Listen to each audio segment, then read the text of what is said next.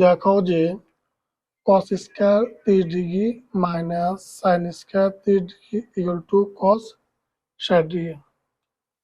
তাহলে আমাদের এখানে দুটো অংশ, এই অংশ বাম পক্ষ, এই অংশ ডান পক্ষ। এটা হচ্ছে নবম দশম শ্রেণীর 9.2 এর 12 নম্বর অঙ্ক।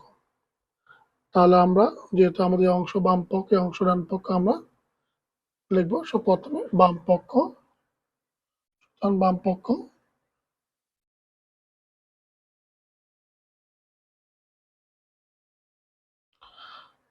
পক্ষ আমার কি দেওয়া আছে, cos square 30 degree minus sin square 30 degree. Okay, এখন আমরা cos স্কয়ার 30 ডিগ্রি মানে কত, √3/2, উপর আছে কি স্কয়ার, প্রথম ব্র্যাকেট স্কয়ার মাইনাসের মাইনাস চিহ্ন, sin স্কয়ার 30 ডিগ্রি মানে কত, হাফ, 1/2, উপর আছে কি স্কয়ার। এই তো আমরা কি বসেছি, শুধু মানটা বসেছি। cos স্কয়ার 30 ডিগ্রি মান √3/2 আর স্কয়ার স্কয়ার মাইনাসে মাইনাস চিহ্ন, sin 30 ডিগ্রি মানে কত, হাফ, উপর আছে স্কয়ার। আচ্ছা, আমরা এখানে ব্র্যাকেটে লিখতে পারি যেহেতু cos 30 ডিগ্রি মান কত, √3/2 কম, আর sin 30 ডিগ্রি মানে কত, হাফ। আচ্ছা, সমান চিহ্ন সমান চিহ্ন। ওকে, তাহলে আমরা স্কোয়ার আর রুটে কি যায়, কাটা যায়, তাহলে থাকে কত, 3, 2 কমন গুণ 2 বার, 2 দুগুণে 4, মাইনাসে মাইনাস চিহ্ন, 1 কমন গুণ 2 বার, 1 গুণ 1, 1 একে 1, 2 কমন গুণ 2 বার, 2 গুণে 4। আচ্ছা,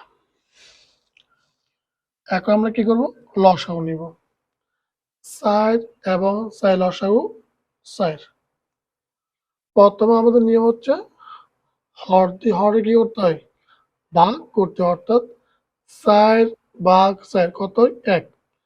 এখন এই 1 দ্বারা 3 দিয়ে গুণ করে, 3 একে 3, মাইনাসে মাইনাস, আবার সেম একই রকম নিয়মে 4 দিয়ে 4 ভাগ করলে 1 হয়, 1 দ্বারা 1 গুণ করে, 1 একে 1,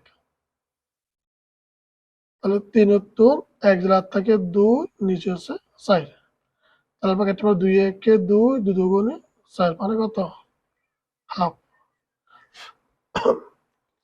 তাহলে আমাদের বাম পক্ষ মান কত বাড়ছে, হাফ। এখন আমরা কি অংশ লিখবো, ডান পক্ষ। সুতরাং ডান পক্ষ আমাদের কি দেওয়া আছে, আমরা লিখি cos 60 ডিগ্রি। এখন cos 60 ডিগ্রি মানে কত, cos 60 ডিগ্রি মানে হচ্ছে হাফ। আমরা লিখতে পারি যেহেতু cos 60 ডিগ্রির মান হচ্ছে হাফ, তাহলে আমাদের ডান পক্ষ এবং বাম পক্ষের মান কি সমান। তাহলে আমরা লিখতে পারি এখন, সুতরাং